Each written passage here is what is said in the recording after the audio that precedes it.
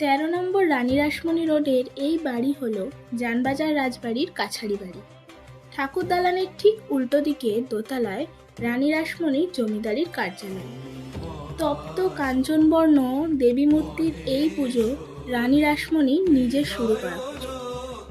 উত্তরাধিকার সূত্রে রাসমণি দেবীর জ্যেষ্ঠ কন্যা পদ্মমণির বংশধররা বাড়ির এই অংশ লাভ করলেও পরবর্তীকালে রানী রাসমণির কনিষ্ঠ কন্যা জগদম্বা দেবীর পুত্র ত্রৈলোক্যনাথের নাতনি লাবণ্যলতার বিয়ে হয় বিজয়কৃষ্ণ হাজরার সাথে, এবং তারপর থেকে তারা এই বাড়িতেই থাকেন এবং সেই হাজরা বাড়ির বংশধরেরাই আজও চালিয়ে যাচ্ছেন এই বাড়ির পুজো।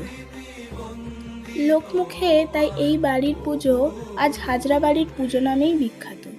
ইনি হলেন এই হাজরা বাড়ির বর্তমান প্রজন্ম, যিনি আমাদের ঘুরে দেখালেন রানী রাসমণির ঠাকুরঘর, যেখানে একসময় পুজো করেছেন স্বয়ং রামকৃষ্ণদেব, এবং এখানে এখনও পরম যত্নে পূজিত হয় রানী রাসমণির নারায়ণ শিলার।